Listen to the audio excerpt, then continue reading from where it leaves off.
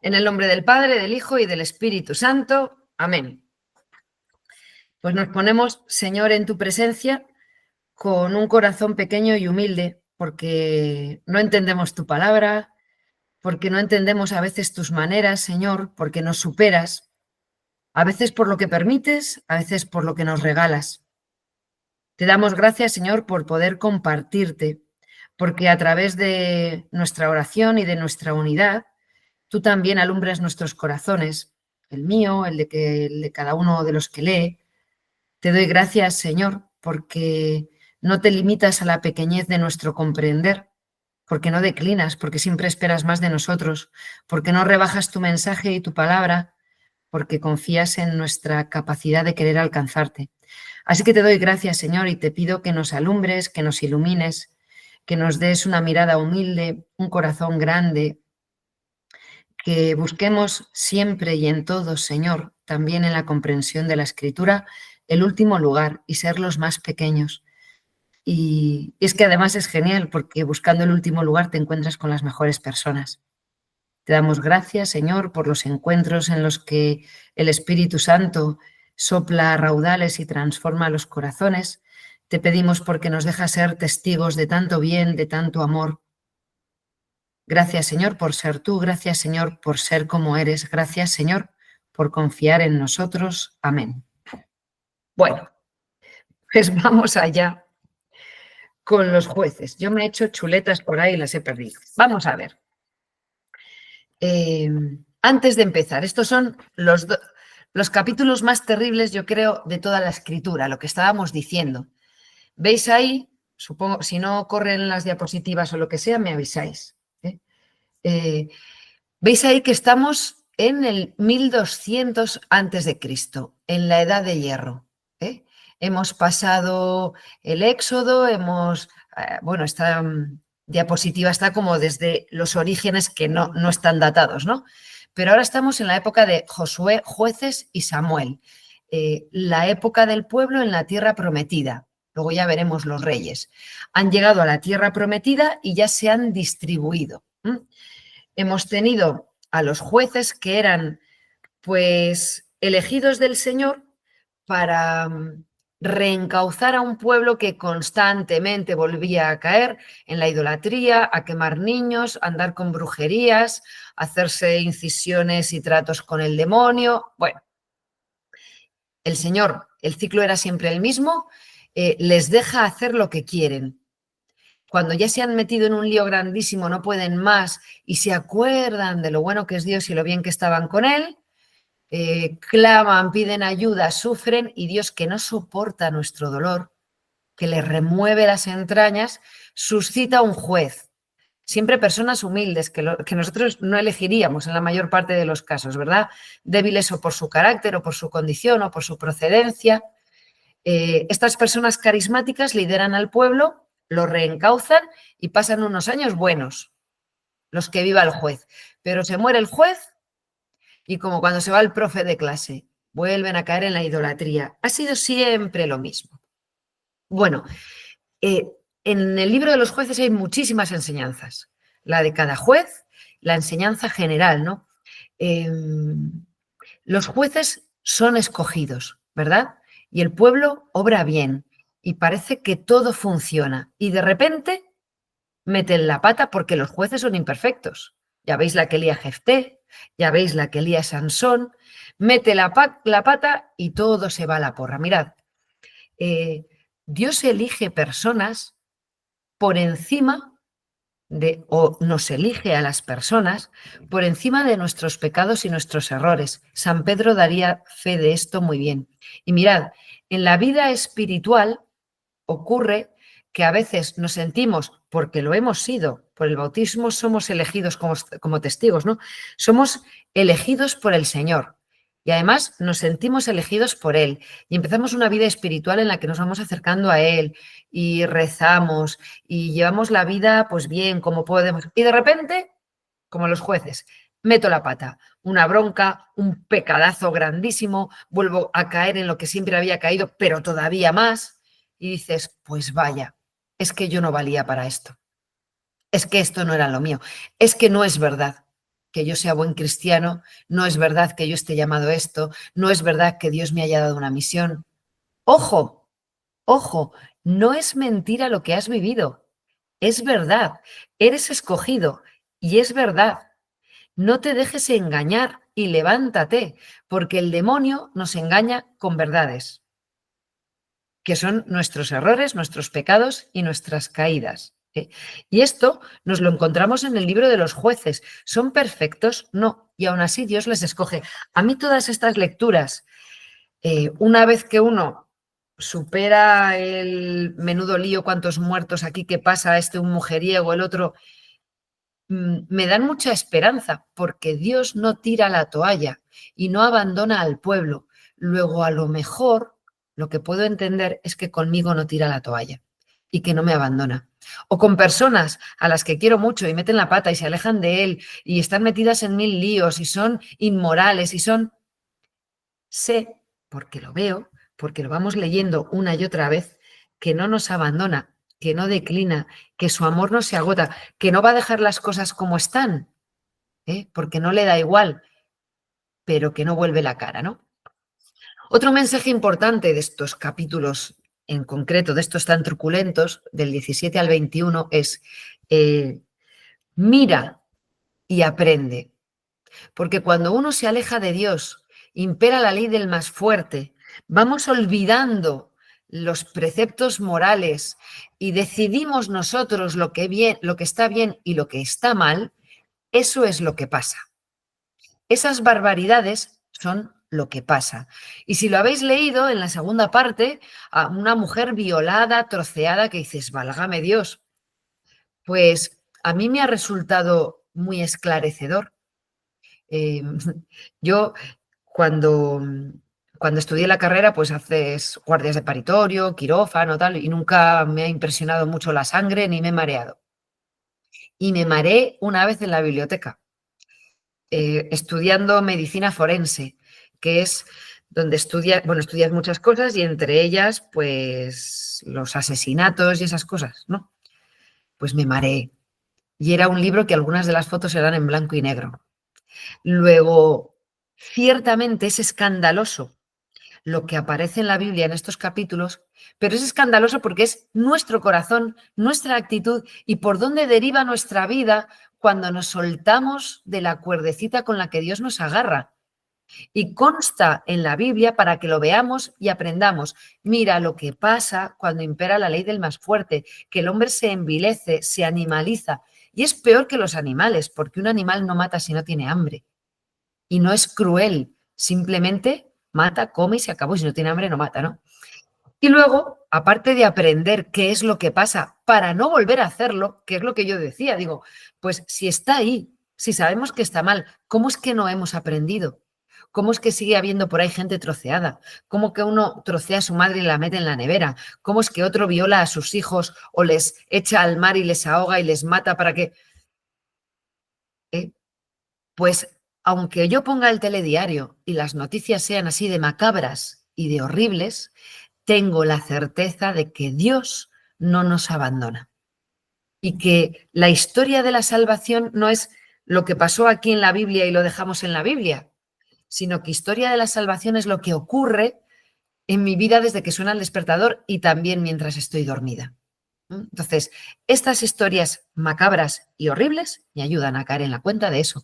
Aunque la sociedad sea macabra y horrible, Dios no nos desecha, no nos abandona, no nos mira mal, sino con una compasión, un dolor y una misericordia infinitas. Otra cosa sobre estos capítulos. Hemos ido viendo en los jueces que el pueblo va y viene. Y cuando viene un juez, pues rectifican y vuelven otra vez y entonces viene. Ha ido mal la cosa y han caído y han rectificado, pero han seguido luchando. Y eso es un bien. Aunque uno caiga muchas veces, seguir luchando es un bien, porque te levantas, vuelves a caer, te caes un poquito, te levantas otro poco. Pero si te dejas caer, eso es la oscuridad, el debacle y la tragedia máxima. Y es lo que va a ocurrir en estos capítulos, que no hay juez, no hay rey y el pueblo de Israel se deja caer. Final dramático y terrible, horrible. No acaba el libro tan mal porque Dios siempre nos recoge. No hay agujero suficientemente profundo ni distancia suficientemente larga como para que Dios se desentienda de nosotros y no alcance o esa profundidad o esa distancia para ir a buscarnos, ¿vale? Otra cosa importante, si habéis visto el mini esquema que os mandé, ahí viene muy bien. Dios no aprueba todas las decisiones que toman los jueces. Igual que tú eres elegido y eres amado por Dios y no aprueba todas las decisiones que tomas tú, las tomas tú. Cuando decides mentir, ser injusto, engañar a tu mujer o a tu marido o hacer un desfalco en el banco o disparar a alguien, ¿Dios lo aprueba? Evidentemente no. Entonces, los jueces aparecen aquí, pero no es como cuando se nos propone un santo en la Iglesia Católica, de esta es Santa Teresa de Jesús. Aún así, también sabemos que los santos han tenido que hacer un camino de configuración con Cristo, de acercarse a Él, de parecerse a Él, y han pasado por una vida a veces de pecado, que es precisamente la que les ha ayudado a abrir los ojos. Y aunque sean santos, ese pecado es pecado. Y ese mal realizado no se convierte en un bien. Luego esto es un camino y eso es una esperanza. Y luego va a decir constantemente el libro y termina con esa frase, que era una época en la que cada uno hacía lo que le parecía. Es decir, lo que le daba la gana. Eso es una frase que viene en el manual de madres, que siempre dicen, aquí cada uno hace lo que le da la gana. Pues bien, pues ya veis de dónde estaba primero. No dice cada uno hacía lo que le parecía que Dios quería, no, sino lo que le parecía a él. Mirad, en la iglesia a veces somos un entrañable pequeño gran desastre, porque a mí me parece que Dios quiere esto, al otro le parece que Dios quiere lo otro, y ahí andamos descarrilando, volviendo al camino, descarrilando, volviendo al camino. Eso es así, eso va bien y el Espíritu Santo nos va guiando. Pero aquí no pasa eso.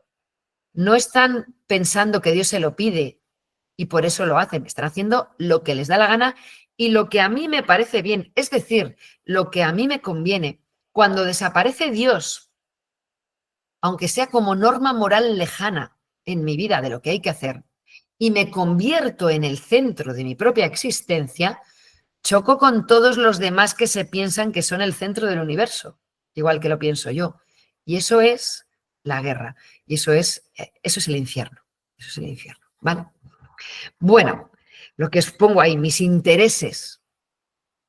Gobierno mi vida según mis intereses. Estos son estos capítulos. Se chocan con los intereses de los demás y con sus egoísmos y con sus violencias. Y la violencia lo que ocurre es que es una espiral.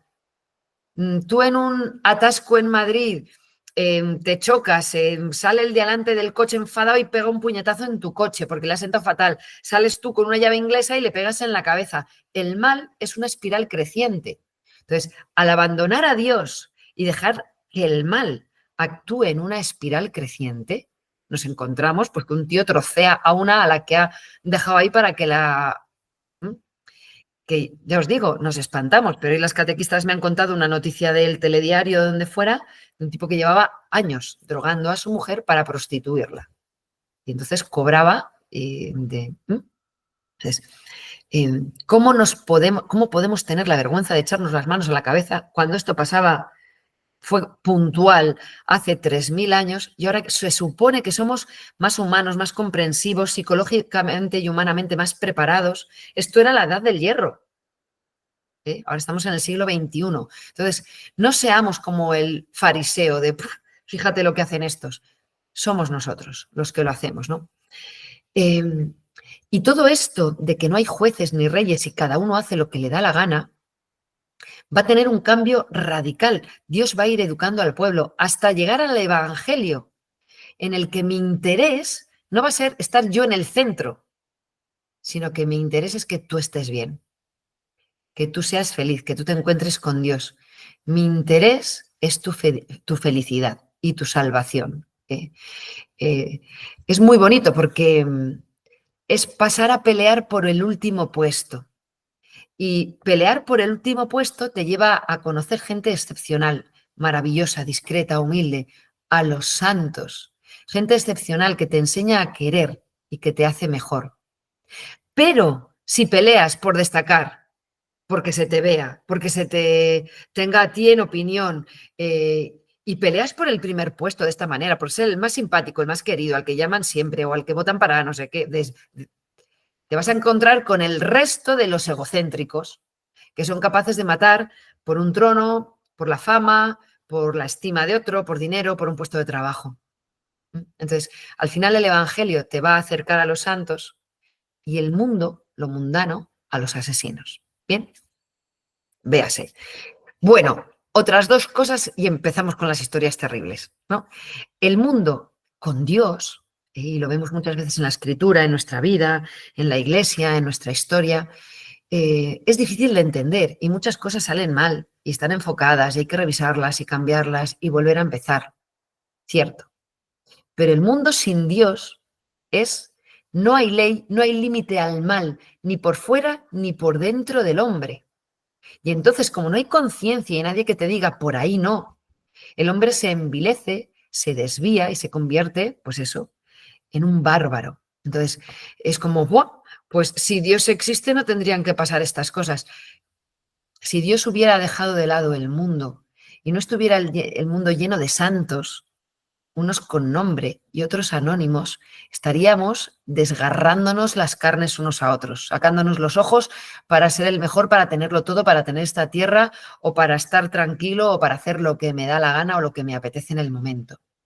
Luego, no estoy de acuerdo en que, uy, qué mal están las cosas, sino que podrían estar, y de hecho estarían mucho peor, si Dios no estuviera sembrando constantemente a través de los santos, de sus amigos y de tantas almas que estáis ahí, que rezáis, que estas horas en vez de estar cenando, estáis aquí aguantando el chaparrón con esto, sembrando luz y bien en el mundo, luz y bien constante, que sostiene el mundo y lo va cambiando.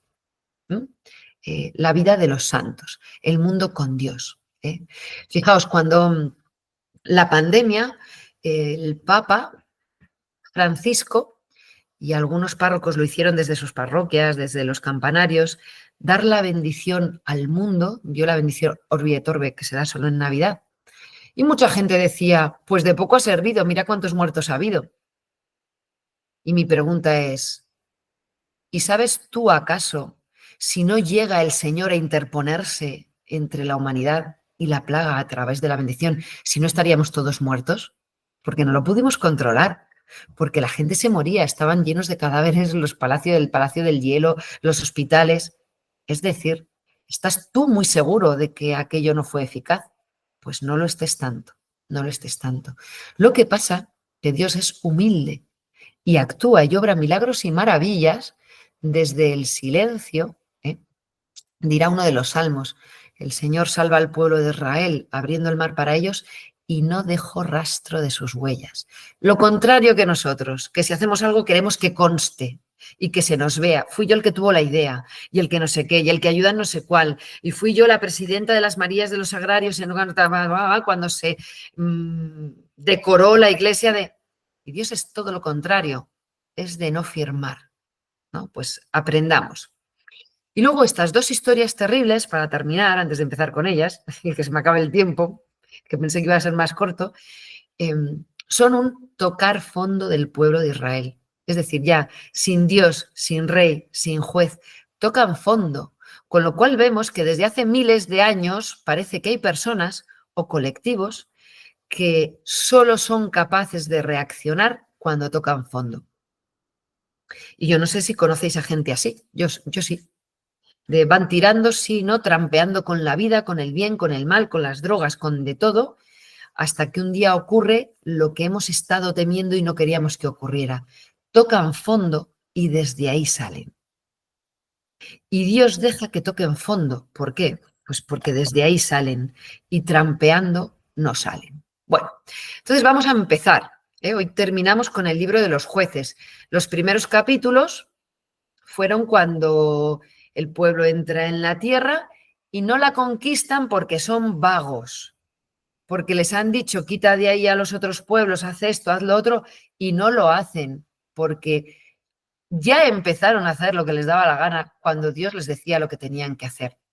Y entramos en esos ciclos de pecado y salvación que son esos 13 caudillos que hemos ido viendo y que ahora os podría... Examen, ¿qué hizo Abimelech? ¿Qué hizo Tola? ¿Qué hizo Jefté? Bueno, lo de Jefté os acordáis. Hemos ido viendo estos jueces, mujeres, gente humilde, un hijo de una prostituta, otro de otra tribu, otro de... Tenéis ahí al lado los capítulos, ¿vale? Y ahora estamos en el final. Se han dejado y entonces ocurre el caos total en estos últimos capítulos. En el primer capítulo van a caer en la idolatría de nuevo y los ídolos y la inestabilidad. Al final, construir la vida sobre la fe, sobre Dios, que es mi roca, dicen los salmos, sobre Cristo, que Él es la roca. Y lo dice en el Evangelio, un hombre construyó su casa sobre roca, ¿no? Sobre Cristo. Te da una estabilidad, pero construir sobre la nada, sobre las modas, sobre lo que se acaba, sobre lo que va y viene, sobre lo que depende de uno, de otro o del que llegue, es una inestabilidad terrible, personal y social. Y va a ser lo que ocurre en la primera parte de lo que vamos a ver. Y en la segunda, pues la inmoralidad, el no importarte ni los demás, ni el daño que hagas, ni el que te hagas tú, ya no te importa ni violar, ni matar, ni que lo hagan otros, nada, que es la historia del levita y la concubina. Bueno, pues vamos allá. Los ídolos de Micaía o Mica. Si lo habéis leído, dice, había en la montaña de Efraín un hombre llamado Micallejú, que lo van a abreviar y llamarle Mica. Entonces, este hombre roba a su madre y luego se lo devuelve y le pide perdón, pero la madre había ya echado una maldición con respecto a ese dinero. Entonces se lo devuelve al hijo, el hijo se lo devuelve a la madre y la madre hace unos ídolos y hace cosas pues de adivinación, de magia y de idolatría. Ídolos, es decir, poner figuritas, vudús, llámale como quieras, en el lugar de Dios. ¿Y por qué hacen eso? Pues porque a Dios no le entiendo, Dios tiene sus criterios y prefiero hacerme un Dios que haga lo que yo le digo y no un Dios que me dice lo que he de hacer. Porque cuando a mí me apetece robar y ese Dios me va a decir que eso está mal porque lo dijo en el Sinaí, pues me resulta incómodo Dios. O me dice que no se puede mentir y yo es que vivo de mentiras y vivo en una mentira y vivo mintiendo o con medias verdades, pues Dios me incomoda. Pues me voy a hacer un Dios que haga yo con él lo que quiera. Eso es un amuleto. Esos son los dioses que nos montamos. Esa es la New Age que agarramos la espiritualidad oriental, pero solo cogiendo lo que me dice lo guapa, maja que soy y que los demás son un asco y que si me hacen daño los puedo borrar de mi vida o criticarles. ¿Bien? Entonces, no estamos hablando de cosas muy desconocidas, sino de lo que seguimos haciendo. Pues bien, este hombre hacen un ídolo de fundición, hace un santuario, unos terafín y se hace sacerdote. ¿Qué hace? Un efraínita. Los sacerdotes son de la tribu de Leví. Y de los levitas no todos son sacerdotes, sino solamente los descendientes de Aarón. Así lo dijo el Señor. ¿Qué es lo que pasa? Que cuando nos hacemos los dioses a nuestra manera, a Dios queremos hacer con él lo que nos dé la gana. Y Dios ha dicho, pues el sacerdocio es así. Y yo digo, pues así no es. Y estamos en esas. Y yo quiero que sean sacerdotes las mujeres. Y yo quiero que los sacerdotes se casen. Y luego otros, igual que les ha dado por decir, yo me quiero casar con mi perro y le he dejado la herencia a mi loro, pues también querrán que su papagayo o su lagartija sean sacerdotes o que bauticemos a las culebras o a los canarios. ¿Comprendéis? Porque cuando hacemos desaparecer a Dios, no queremos del todo hacerle desaparecer, queremos jugar con él, hacer lo que se nos ocurre. Y estamos en una sociedad que hace mucho eso, cuidado. A mí se me ha ocurrido, y lo que se nos ocurre, como tenemos una tecnología muy avanzada, lo vamos probando. Y a uno se le ocurre cambiar los genes para no sé qué, a otros para no sé cuál, a otros que si yo me congelo y me meto una memoria externa, todos mis recuerdos a lo mejor me pueden conectar a otro cuerpo. Cuidadito, que todas esas cosas que se nos ocurren, algún loco las pone en práctica, violentando nuestra propia naturaleza y nuestra dignidad de personas, que es lo que vemos en esta historia. Pues bien, hace su propio santuario con su ídolo, con su imagen fundida. Bien, sigue diciendo el capítulo 17, había un joven de Belén de Judá, del clan de Judá, que era levita. O era de Judá o era de Leví. Todo es aquí confuso. En el Génesis, si os acordáis, que no hace tanto, capítulo 1, ¿cómo empieza la historia de la salvación del hombre? Pues que reinaba el caos y la oscuridad. Y Dios interviene y con su palabra creadora y su amor pone orden, separando unas cosas de las otras y ordenándolas. ¿Qué vemos aquí? Que vuelve el caos. Ya todo está mezclado, ya no sabemos qué es. O si se ha hecho siendo de Belén, siendo de la tribu de Judá, se ha hecho levita sin serlo. O que era levita, estaba allí, ya no se sabe, ya no se sabe. El caso es que se va donde este hombre dice, mira, voy a tener un levita para mí, voy a tener un cura para mí, voy a tener un obispo para mí, llámese las monjas de Belorado o las que... Y voy a hacer mi propio chiringuito. ¿Veis cómo no estamos tan lejos de aquello? Y si la iglesia me dice así no es, pues me monto una iglesia. ¿Veis cómo no estamos tan lejos de aquello?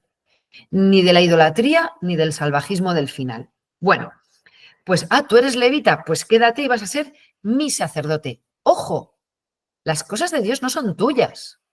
Dios te deja valerte de sus cosas, sean cosas materiales, sea Él mismo en la Eucaristía o sean personas, pero no son tuyas. No es mi cura, mi obispo, mi nada.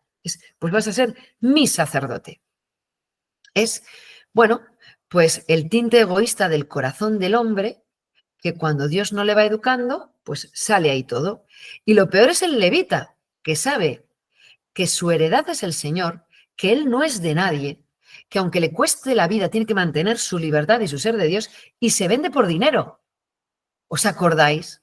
La tribu de Leví tiene esos salmos preciosos que los hemos visto hoy en Biblia en Tudela. El Señor es el lote de mi heredad y mi copa, es lo único que tengo. No tengo tierra, no tengo sueldo, no tengo nada. Dependo de Dios y me encanta. Es toda mi herencia y es lo mejor que me podía haber pasado. Pues este va a ser sacerdote del tal Mica por dinero y por comida. Pues vamos muy mal, ¿eh? Había aprendido el pueblo de Israel a cincel, porque les costó mucho, en el Deuteronomio, os lo recuerdo. Yo os recuerdo que había 5 columnas sobre las que se construye el pueblo de Israel. Un solo Dios, una sola ley, un pueblo, una tierra y un lugar de culto, que o es la tienda del encuentro o es el templo. ¿Qué les ha pasado? ¿Qué les ha pasado? Yo estará Dani pensando, pero ¿cómo pueden ser tan cabezotas y hacerlo todo tan mal? Pues es verdad. Y lo genial es que Dios no les abandona. ¿Cuántas advertencias sobre la idolatría? Y se hacen un ídolo otra vez, otra vez. Además, mezclando las cosas de Dios con las costumbres y los cultos cananeos. Mirad, cuando me fui de casa, pues fue un drama.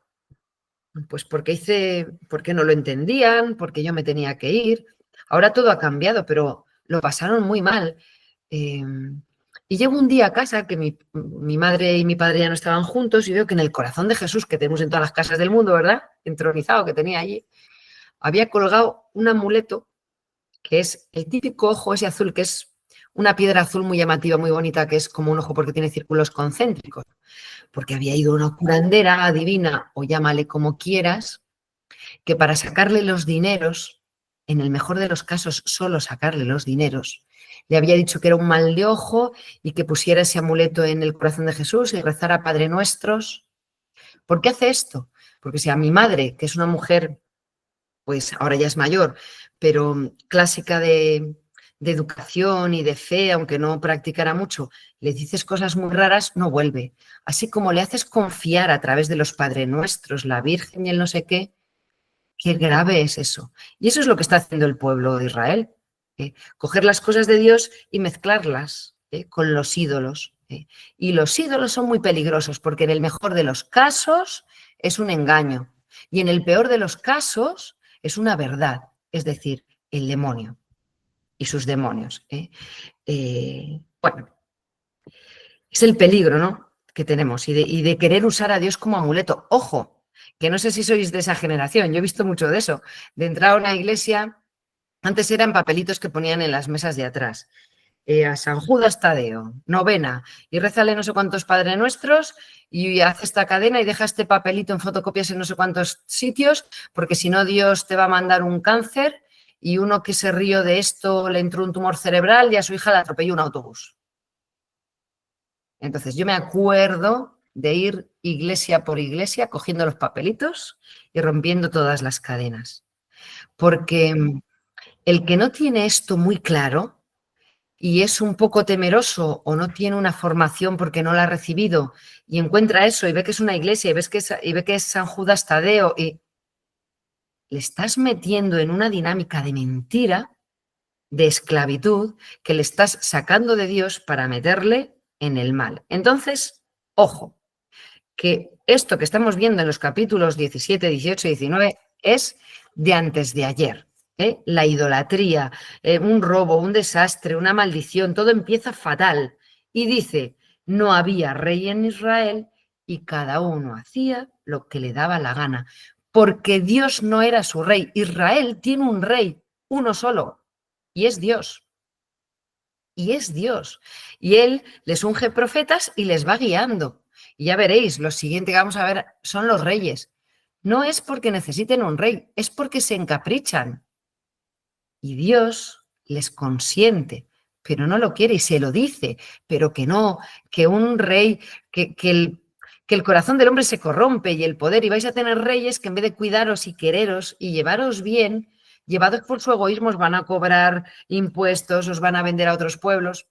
Pues tate, Saúl empieza fatal, David ahí es el gran rey, Salomón muy sabio, no, muy inteligente, muy listo, pero muy poco sabio, muere en apostasía y destroza la unidad del pueblo. Es decir, ¿por qué no escuchamos a Dios? Esto ya empezaba mal. Dios era su rey. Por eso es tan grave cuando Anás y Caifás se presentan ante Pilato, ven que Poncio Pilato, igual que el resto de los que había allí, ve que le llevan por envidia, que ese hombre no ha hecho ningún mal. Lo saben hasta en Pekín. Bueno, hasta en Pekín no lo sabrían, pero lo sabe todo el mundo. Jerusalén no es tan grande, todos saben de todos y se les ve. Entonces, Pilato empieza a dar una vuelta de tuerca de yo no veo nada malo en este hombre, le vamos a dejar en paz. ¿Y qué le dicen? Es que si eres amigo de este, no eres amigo del... porque está hablando contra el César y contra que le paguemos impuestos. Y le empiezan a asustar a Poncio Pilato de, pues si a este le salvas, no eres amigo del César. Pues, por ahí van. Y lo peor es cuando sale con la inscripción Jesús, Jesús Nazareno, rey de los judíos, que les dice antes Pilato, he aquí vuestro rey. ¿Y qué dicen ellos? Nosotros no tenemos más rey que el César. Alucinante, porque están matando a Jesús acusado de blasfemo y están blasfemando porque el único rey del pueblo de Israel, después de toda la historia, es Dios. Y están diciendo, no tenemos más rey que el César. Toma blasfemia. Pero te has rasgado las vestiduras porque ha dicho yo soy el Hijo del Hombre. No. Así vamos. Bueno, pues Dios no era su rey. Y vamos a ver que el hombre cae en esas aberraciones. Y el que no conoce a Dios y hace barbaridades, menos culpa tiene. Pero cuando somos nosotros, pues más. Bueno, pues bien, ya os he contado que es un levita, que no se sabe si es levita, si no es levita, que al final ningún hombre de Dios les guía y eso es un desastre, porque se ponen todos unos contra otros. Vuelve a ser la historia del Génesis. El hombre contra la mujer contra el hombre, la familia dividida, daño, grietas, traición. Los profetas son los que hacían que no fuera cada uno a su bola, y no hay profetas. Bueno, ahora sí que los hay. Y, por ejemplo, pues aquí veo que hay 41 cámaras y en algunas estáis 2 o 3, sí que hay profetas, eres tú. El profeta eres tú. Y si un solo profeta o un solo juez era capaz de salvar al pueblo, un solo santo es capaz de salvar al mundo. Y, y ese es el lote de nuestra heredad. Y esa es nuestra misión. Estar sembrando y sembrando bien en el mundo, achicando mal, amarguras y divisiones, mordiéndonos la lengua en lugar de criticar, para que no siga la rueda de maledicencias. No había rey, no había quien velara por el bien común y la concordia, pero ahora estamos en tiempo pascual. Somos parte de la Iglesia, una familia de imperfectos que se ayudan unos a otros, a veces cometiendo errores, bajo la guía del Espíritu Santo que nos pone ahí al Papa y le llega y le lleva. Entonces, y tenemos la palabra de Dios, tenemos los sacramentos, tenemos la oración. Ya no estamos así, ya no estamos así. Pero bueno, ellos, no queriendo ver a Dios, cayeron en la cuneta. Pero os vuelvo a decir, lo mejor de la historia es que Dios no les abandona. Bueno, pues tenemos ahí el santuario ese con el hombre, con su cura que se ha montado, pero resulta que la tribu de Dan, los danitas, los de Sansón, deciden irse de ahí donde les veis en el mapa, está Efraín, encima de Judá estaba Dan, era un territorio muy pequeño y deciden largarse. Se van a subir hasta el norte, en la tierra de Neftalí. Ahí arriba veis que hay una ciudad que se llama Dan. Pues porque se largan. De hecho, en el Apocalipsis, cuando lleguemos, que puede que lleguemos, nombran a las tribus y no nombran a Dan. Dices, ahí va. San Juan no se sabía las 12 tribus. No, es que la tribu de Dan abandona la tierra prometida, abandona la heredad de Dios, abandona su presencia y San Juan no les incluye en el elenco. Mira tú. Bueno, pues bien, está allí ese hombre, tiene ahí su sacerdote, el sacerdote trabaja para él, le dice todo lo que quiere oír y los danitas se van a buscar una nueva tierra.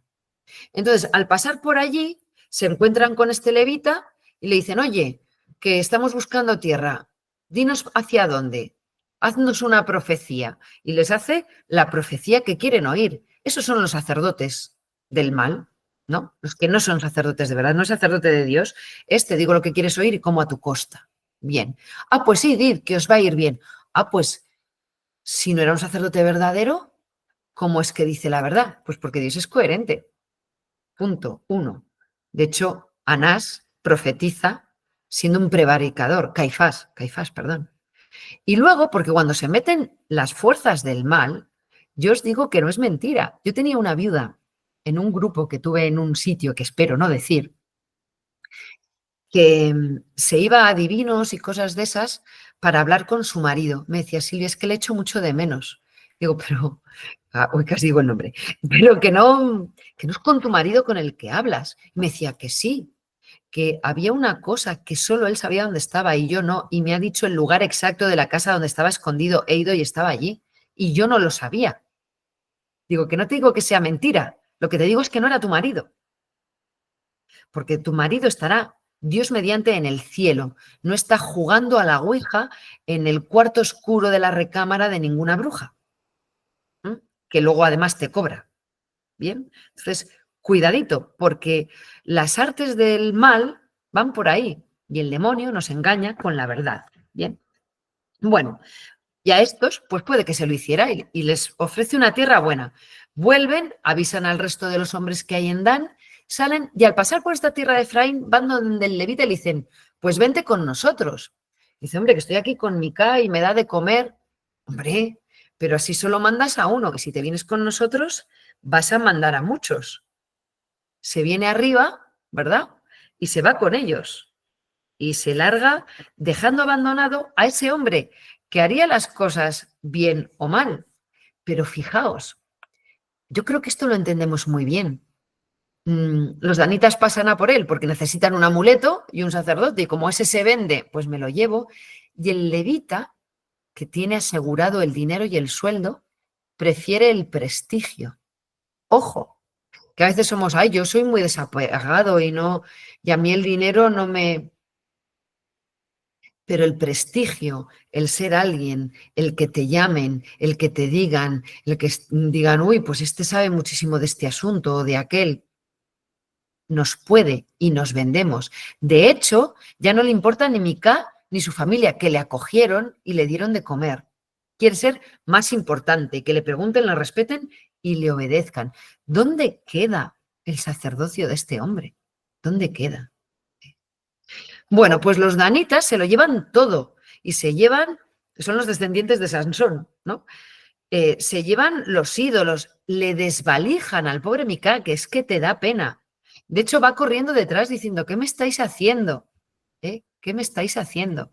Mirad, vemos en estos pasajes que a los que obran bien, no siempre les va bien, ¿verdad?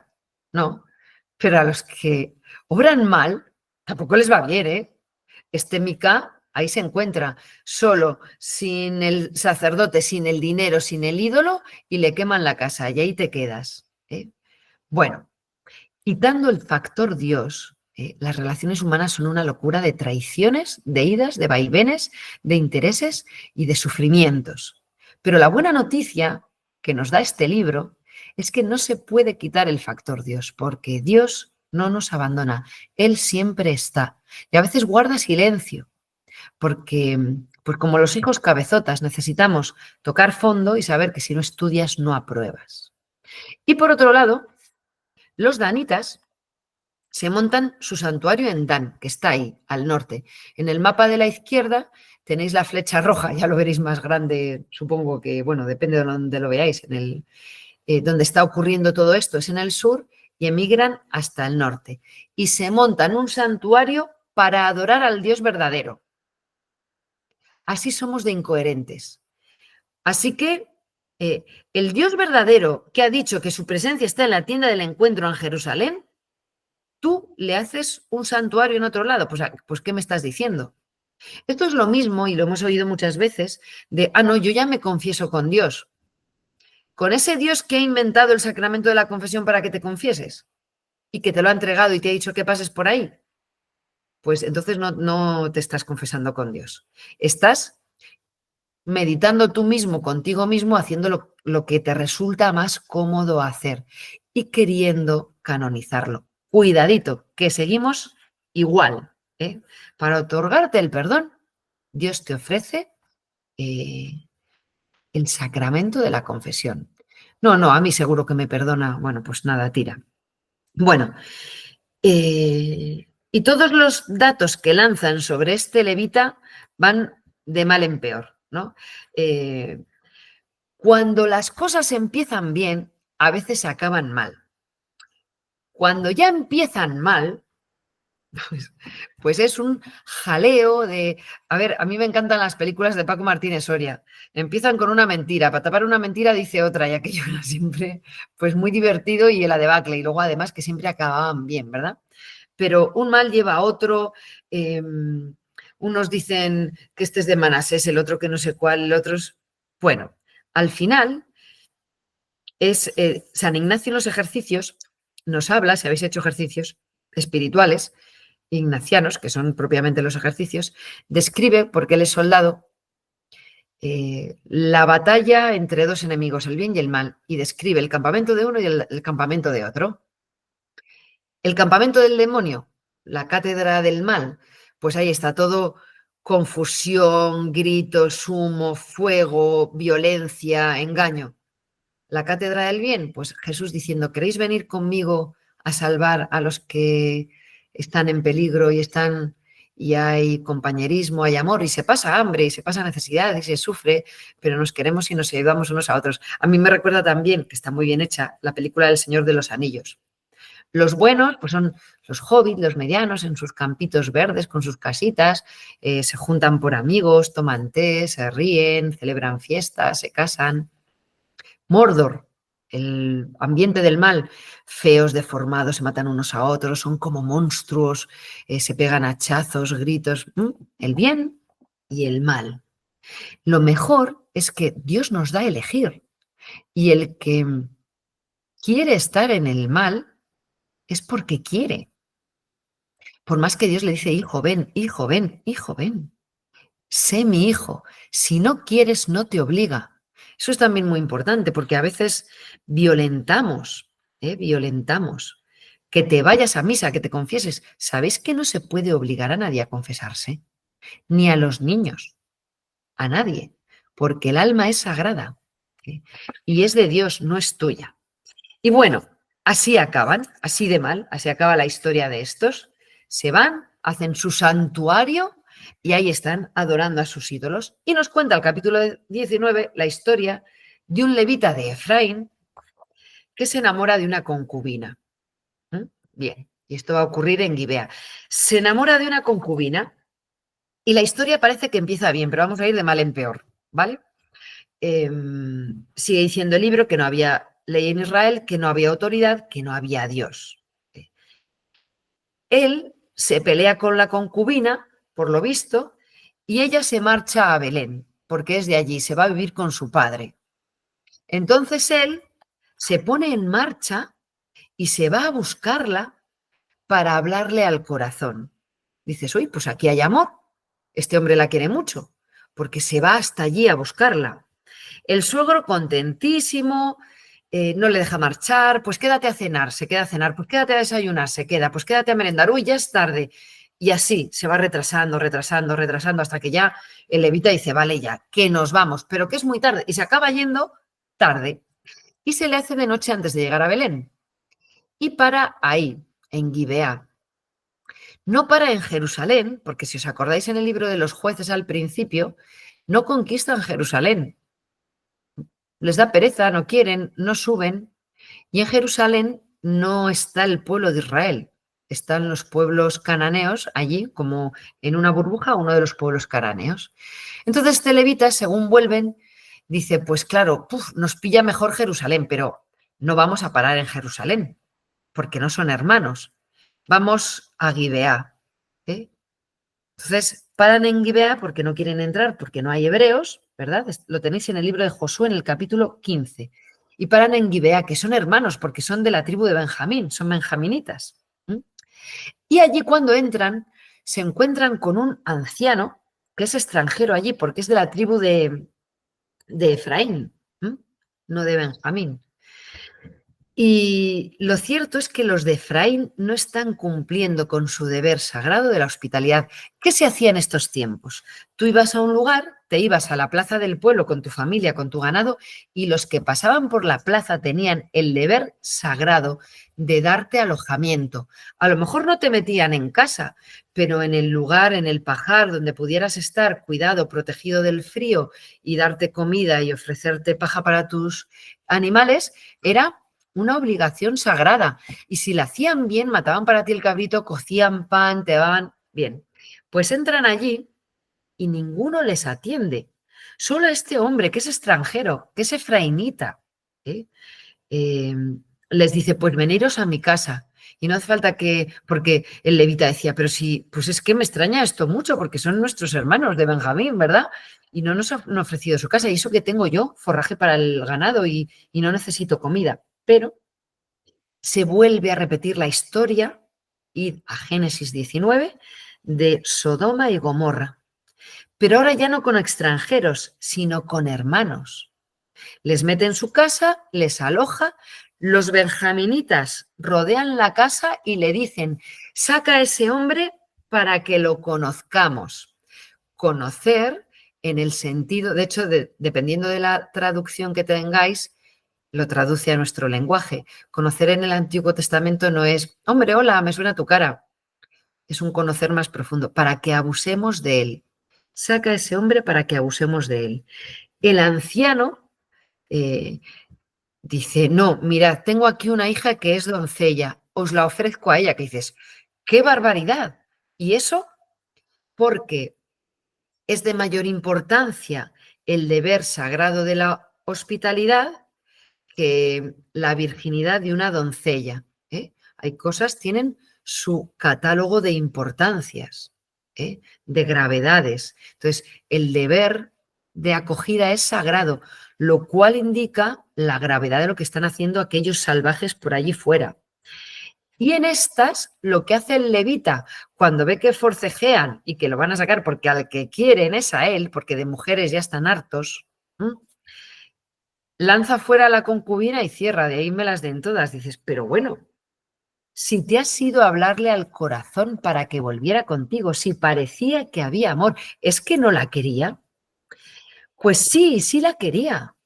Fue a buscarla, pero no la quería lo suficiente, no la quería bien, se quería más a sí mismo. Muchas veces queremos a los de alrededor, pero no les queremos bien, ni les queremos lo suficiente. Y hay que quererles más que a ti mismo, pero resulta que tú te quieres más que a nadie. Y de hecho a los niños les preguntas, ¿qué es un amigo?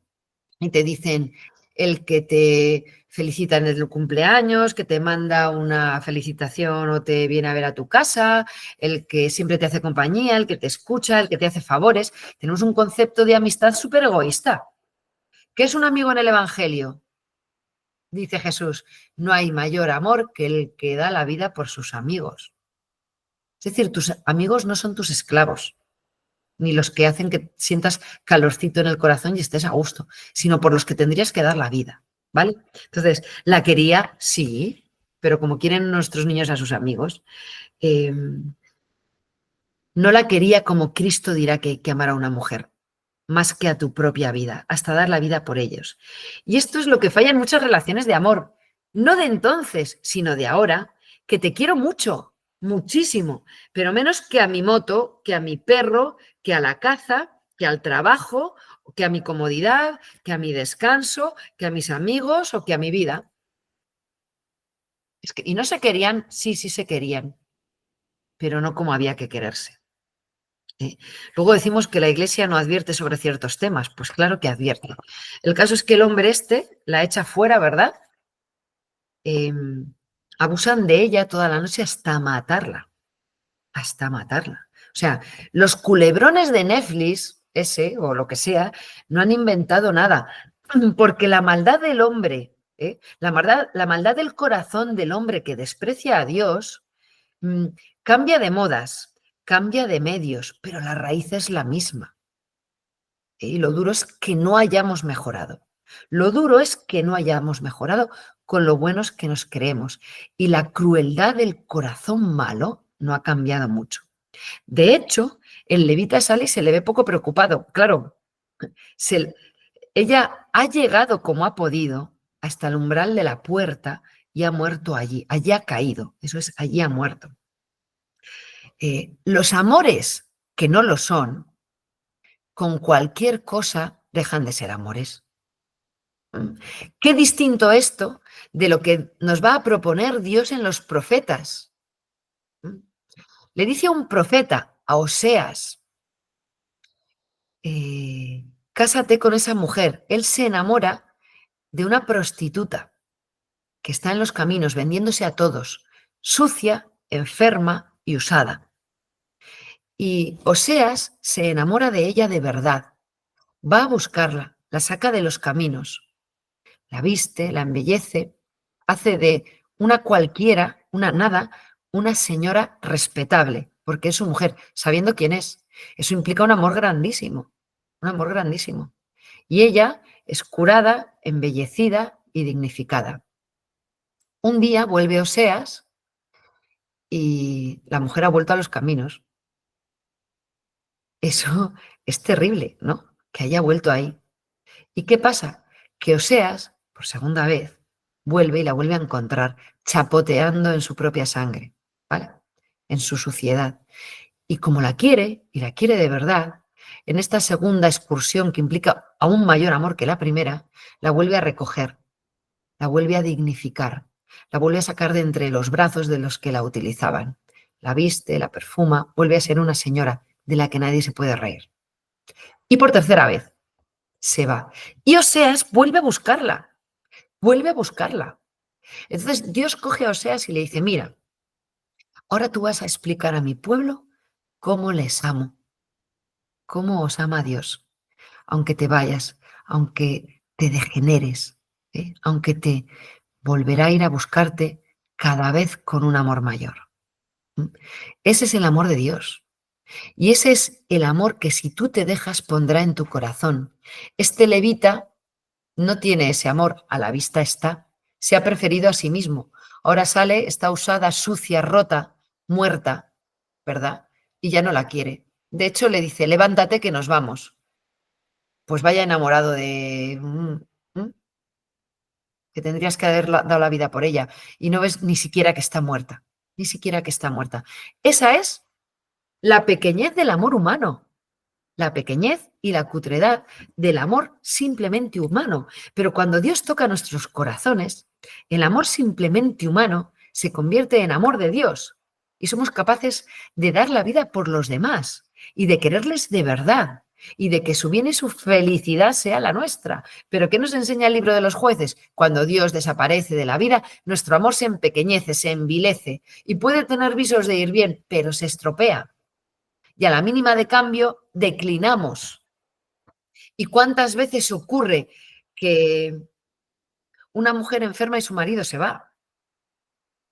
Y ni una, ni dos, ni tres, ni 10, ni 12, porque se agobia, porque le asusta la enfermedad y en el momento en el que tendrías que estar ahí, ahí, y que tu dolor fuera el suyo, te vas. Y otros al contrario. Y me diréis, a ver, pues yo conozco gente que no conocía a Dios y es capaz de amar así a sus hijos, a su mujer. Pues entonces sí que conocen a Dios, aunque no lo sepan, porque Dios es el amor verdadero. Bien, bueno, lo dice San Juan, no lo digo yo, en sus cartas. Pues se lleva a la mujer, llega a casa, la trocea. De hecho, dice, si lo habéis leído, él salió para continuar su camino. No sale a buscarla, sale para continuar su camino. Y como estaba allí, se la lleva. Qué pena, qué pena. ¿Queremos un amor así o queremos un amor de verdad? Porque si queremos un amor de verdad, hay que empezar a ponerse delante de Dios y dejar que nos toque el corazón. Se la lleva y de una manera muy macabra apela al orden y la justicia perdidas. Han tocado fondo. ¿Qué nos está pasando? Voy a casa de unos hermanos y en lugar de acogerme, intentan abusar de mí. Les dejo a mi concubina y la matan y la destrozan y abusan de ella. ¿Qué nos está pasando? ¿Y por qué lo de los 12 trozos? Porque es un cuerpo que se trocea. Si no estaba muerto hasta entonces, a partir de entonces sí que empieza a estarlo, ¿verdad? ¿Qué ha pasado con el ser un solo pueblo del pueblo de Israel? Que andamos así, troceados. Y mi pregunta cuando preguntaba es esto, ¿qué ha pasado con la iglesia? ¿Qué pasa con nosotros? ¿Por qué no nos queremos? ¿Por qué nos dejamos trocear? ¿Por qué las primeras comunidades se convertían así? Porque decían, mirad cómo se aman. Y ahora parece que tienen que decir, mirad cómo se dividen, porque yo soy de este movimiento, pues yo de otro, pues yo no voy a aquello, pues yo soy de esta parroquia, pues es que ¿qué nos está pasando? Va a haber que mandarnos una persona en 12 trozos para que nos demos cuenta de que somos una sola familia, que tenemos que querernos, que ayudarnos, que respetar la voluntad de Dios en los demás y caminar juntos. Y diréis, a ver, yo no hago eso. Haces eso cada vez que abres la boca para poner verde a esta, a aquella, al otro, al cura de no sé dónde o al párroco de no sé cuál. En lugar de cuidar y querer la unidad de la iglesia, que fue lo que Jesús pide a sus apóstoles en la última cena. Leeros los discursos de San Juan, larguísimos. La última cena en San Juan ocupa un tercio del Evangelio. Que todos sean uno, como tú y yo somos uno. Y aquí estamos troceando con nuestra actitud, con nuestros rencores, con nuestras envidias y con nuestros postureos, la unidad que Dios quiere para su pueblo. Pues hay que ponerse las pilas. Y esto no se lo podemos decir a los que van por ahí y no conocen a Dios, sino a nosotros que estamos aquí escuchando esto. Y que seguro que hemos caído en esto muchas cosas, muchas veces, pero el Señor nos ayudará. ¿Qué pasa con todo esto? La trocea, ¿verdad? Y la envía, que cuando envía los trozos, todos desde Dan a Berseba, Dan está en el norte, arriba del todo, y Berseba más abajo de la flecha, como un solo hombre se levantan y dicen, hombre, esto no puede ser, ¿qué están haciendo los benjaminitas? Cumpliendo la ley del Deuteronomio, van y les dicen, esos asesinos que tenéis en ese pueblo, que no me acuerdo cómo se llama, en Gibeá, entregádnoslos, porque no puede ser que esto ocurra en el pueblo de Israel. Y no les entregan y les dan la razón. Y empiezan una guerra. Pero claro, son 11 tribus contra una. Les masacran, les masacran. Se quedan sin mujeres, sin hijos. Claro, cuando se dan cuenta, aunque han perdido los 2 primeros combates, porque claro, tampoco las 11 tribus están haciendo las cosas como hay que hacerlas. Es decir, no está Dios y todo es un desastre. Pues metamos a Dios en nuestra vida, en nuestro trabajo, en nuestra familia, empezando por nuestro interior, por nuestro trabajar, por nuestro dormir, por nuestro despertar, por nuestro cocinar, por nuestro pasear. Metamos a Dios. Los israelitas pierden porque van queriendo utilizar a Dios y la razón, como tienen razón, con furia, arrasando.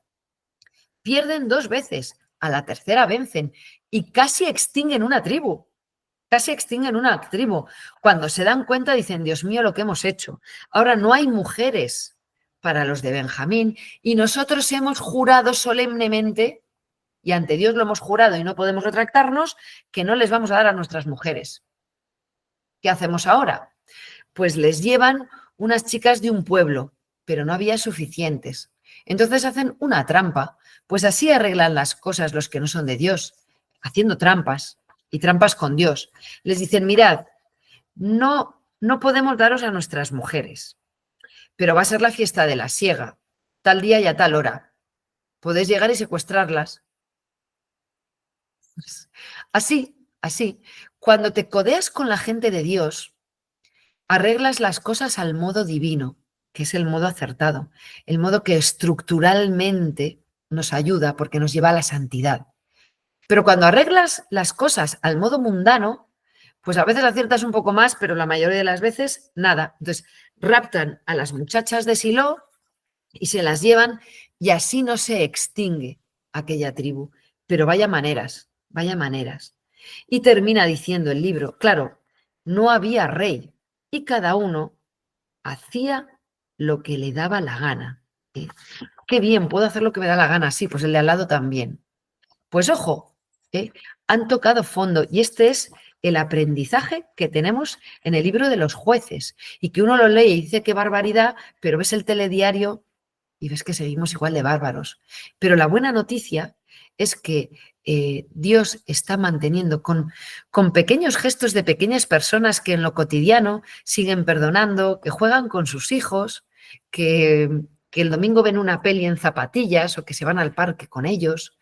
El mundo sigue funcionando porque hay amigos que se quieren, que quedan a tomar un café, que cuando uno obra mal el otro le dice, oye, ¿qué estás haciendo? O se lo lleva a la parroquia a rezar, o porque hay personas en todas las parroquias y en todas las familias que hacen de paragolpes entre unos y otros para que se detengan ahí las críticas, las murmuraciones y las maledicencias. Porque hay personas que aunque estén cargando con la cruz, y cruces que ni te imaginas, te sonríen y te preguntan qué tal estás, porque les preocupa de verdad saber qué tal estás. Porque hay personas que tienen problemas y enfermedades más gordos que el tuyo y que el mío y están pendientes de los demás. Por eso el mundo funciona. Por eso no estamos así, troceando gente y asalvajados, porque con nuestros más y nuestros menos, las personas de iglesia, las almas buenas, sencillas, que viven en los pueblos, en las ciudades, que viven en pisos, van manteniendo la presencia de Dios en medio de su pueblo.